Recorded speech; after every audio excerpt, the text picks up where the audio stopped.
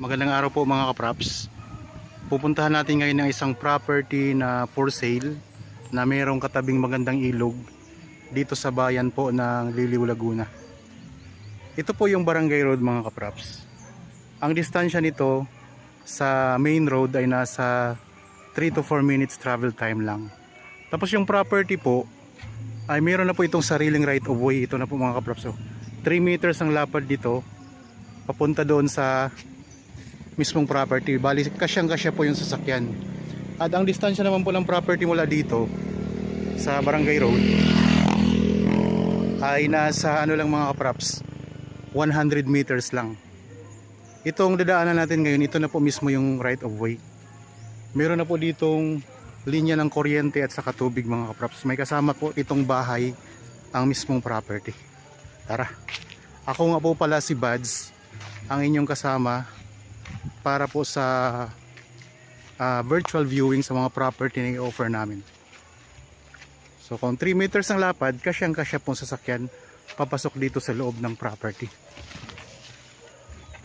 So habang kayo po ay nagpapahinga at nagre-relax dyan sa inyong kanya-kanyang pamamahay, samahan nyo po ako at panoorin nyo po itong buong video para makita nyo po ang property dito sa bayan ng Liliw, Laguna. Mayroon rin po itong linya ng tubig mga kapraps. Ayan po ang linya. So walking distance lang tayo mga kapraps papuntang property.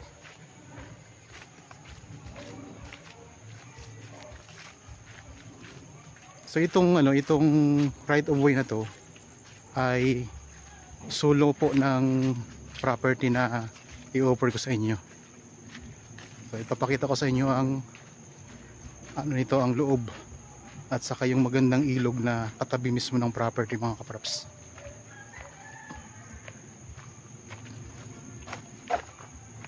Okay na po, ito na po ang property. Meron siyang bakod na kawayan. Ayan o. So mula dito, ito na yung boundary ng property mga kapraps. So dito sa harap, meron siyang bakod na kawayan. Pero sa bawat gilid po mga kapraps, mga barbed wire na yan at saka ang poste ay mga semento na. Yan, ito po, ang daming mga tanim na lansones oh. May avocado, mga puno ng niyog. Ganda, ito yung kasamang bahay mga kapraps. Yan. Tapos ayun ang ilog doon. Patag na patag ang lupa. Ang sukat nito ay 3,050 square meters. Yan, daming tanim mga kapraps. Ito may avocado pa sa area na to. Ang korte ng lupa ay square. So parisukat to mga kapraps. Yan, dito tayo sa may gitna ng property ha. Patag na patag, ganda. May isang kwarto po ito sa loob at kusina. Itong bahay. Yan, ikot ko lang po ang camera. Yan, dito ako sa gitna ng property. May mga rambutan. Maraming niyog. Tapos lansones marami din. May puno ng kakao. Mayroong avocado. At tingnan nyo mga kapraps, ang ganda ng itsura ng lupa. Patag na patag. Okay, punta tayo sa ilog.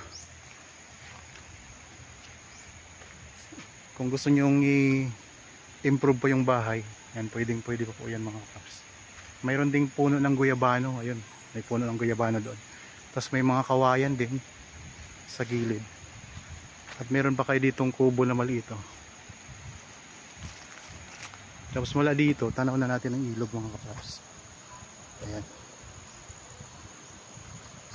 Dinig na natin ang lagaslas ng tubig.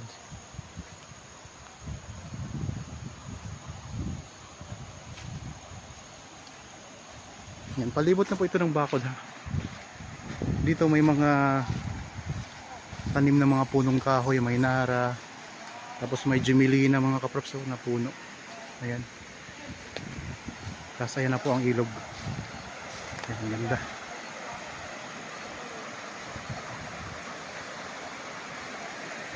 Yung boundary nito, yan, yung bakod na yan. Yan, yung mga semento na poste. Pag ganun po siya. Kasi may avocado tayong tanim dyan. Daming niyog din.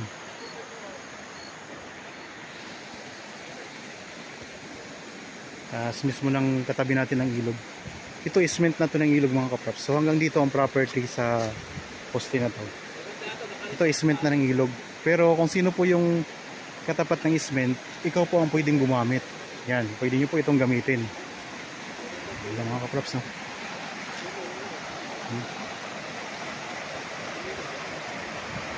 Dito na tayo mismo sa tabi ng property, isment ng ilog. So, pwede itong i-develop na gawing resort mga kaprops. Ito yung boundary ng property. Ito lang property. Tapos, ito na po yung ilog.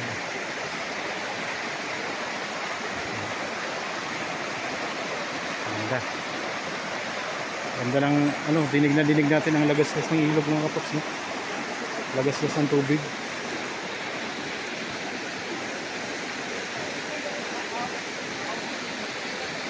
Ang mga jumelina na tanim mo, nara. Okay.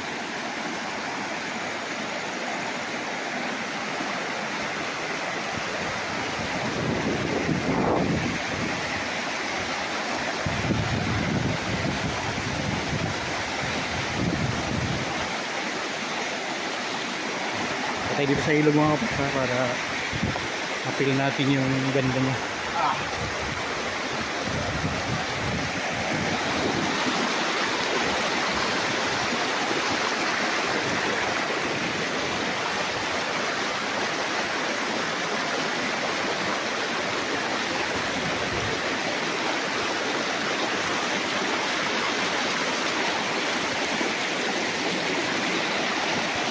Yun ang property mga kapatid.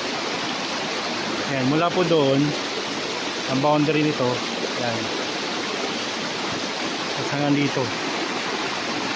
Ayan, ito yung naka-front mismo sa ilog. 3,050 square meters ang buong sukat niyan. Pwedeng i-develop as resort mga kaprops. Ang presyo nito ay nasa description box at sa title po nitong video.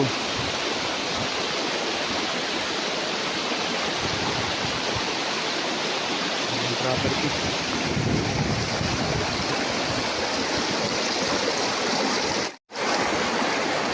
Ayun na po mga kaprops yung ano, yung kaharap ng property ito.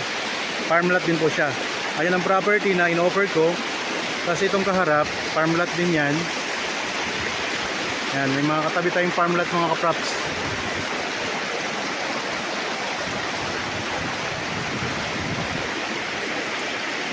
Tapos ito naman po yung katabi mismo ng property. Ayan lang po kasi yung property mga kaprops ito. Ito yung in-offer ko sa inyo. So, napakagandang gawing resort nito mga kaprops. Okay, balik na tayo doon sa loob.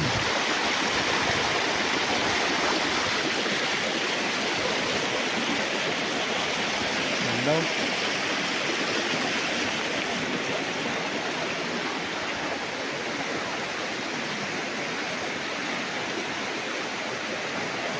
So, dire-diretso po ang agos papunta doon mga kaprops.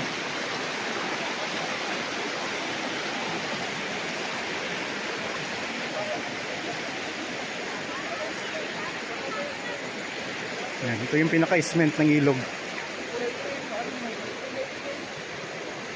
Makita ito nun, ito rin. Balik tayo dito sa loob ng property. Ito yung boundary niya. Yung bakod na to na barbed wire. May mga halaman din tayo sa gilid.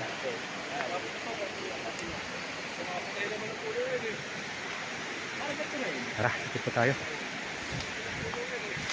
Tapos dito sa gilid mayroong tanim na kawayan. Ayan, tanim na kawayan mga kaprops.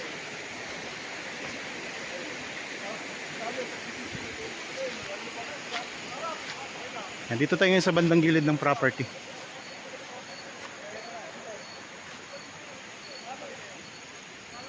So kung interested po kayo, kontakin nyo lang po kami sa mga contact details na nandyan po sa inyong mga screen. Meron po tayong Viber, cellphone number, Facebook Messenger, WhatsApp. Yan, tawag lang po kayo, text, o kayo mag-chat. So di na tayo dito dadaan, pero ang property, pag ganun po siya mga props, diretso po papunta doon sa may harapan, yung pinanggalingan natin kanina. Kaso lang po medyo masukal dito na part, kaya balik tayo dito sa Hawan na area.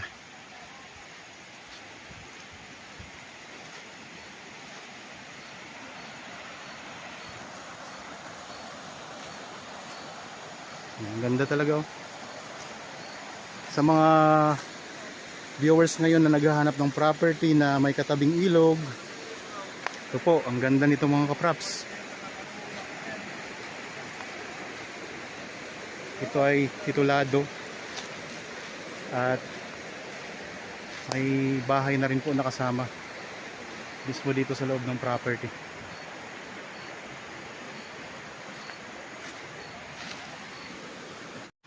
Okay, balik na tayo mga kaprops dito sa sa gitna ng property. Yan, meron pa tayo dito mga halaman na tanim sa gilid ng daanan. Mayroong mga tanim na kakao. Tapos mga rambutan, marami ding rambutan to. Yan dito sa area na to. May guyabano, may bunga ng guyabano. Daming lansones mga kaprops. Tingnan nyo, mayroon ng linya ng kuryente ito sa katubig. Ito, yan yung ilaw. Ito yung linya ng tubig mga kaprops. Ito yung bahay. So di lang tayo makapasok sa bahay. Di ko makapakita sa inyo ang loob kasi nakalak po yan mga kaprops. Meron po yung isang kwarto at kusina.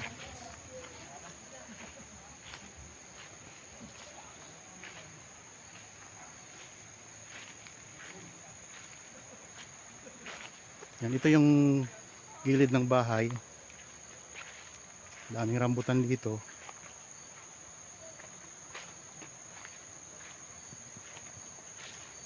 Tapos dito tayo ngayon sa likod mga kaprops ng property. Ang daming guyabano pala dito. May bunga na. May mga kawayan. Tapos galing tayo doon kanina. Ayun ang kubo sa tabi ng ilog mga kaprops. Yan, ito yung likod ng bahay. Tignan natin itong guyabano. Ang bunga ng guyabano mga kaprops.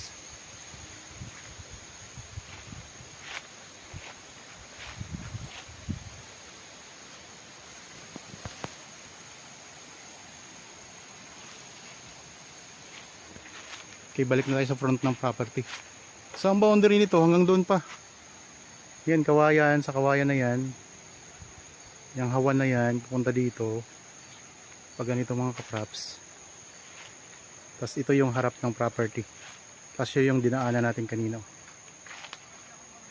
Yung may mga tao. Meron ding tanim pala na suha.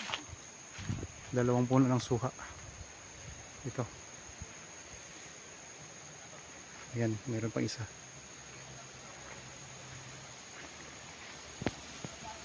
Yan, kung interested po, pa-schedule lang kayo sa amin ng actual viewing para masamahan namin kayo mga kaprops dito sa property.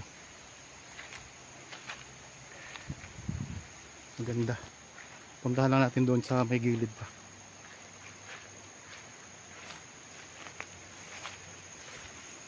Yun ang hindi pa natin napuntahan, yung pinakagilid na nito.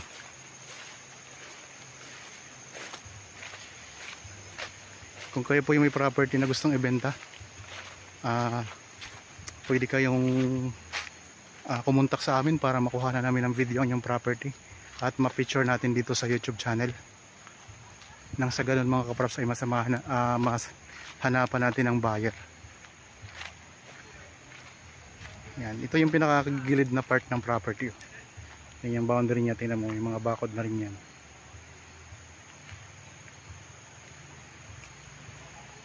So, ayan po ang gate na pinasukan natin kanina. Ito lang kasi yung part na di ko na ipakita eh. Pupuntahan natin. Yan, may kaharap tayo na pagkatawid ilog, may kaharap tayo na ano na bahay.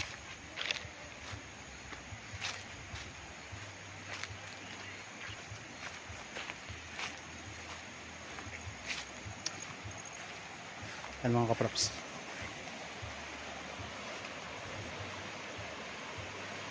Ito na yung pinaka corner. Yan, ito yung pinaka corner ng property. Yan. Yan ang ilog. Yung boundary natin. Pag ganun po. Nasa corner tayo ng property. Tapos dito. So mula dito sa corner mga kaprops. Ayan. Tapos pag ganun po. Ayan ang bakod niya. Boundary. Okay mga kaprops. Sana nagustuhan nyo itong property na in-offer ko. Para sa mga bago pa lang dito sa aking channel. At napadaan lang po dito sa aking channel. Huwag nyo pong kalimutang mag-subscribe. At pindutin na rin po ang notification bell para maging updated kayo sa mga bagong property na i-offer namin. Maraming salamat po, lagi tayong mag-iingat at God bless po sa ating lahat mga kaprops.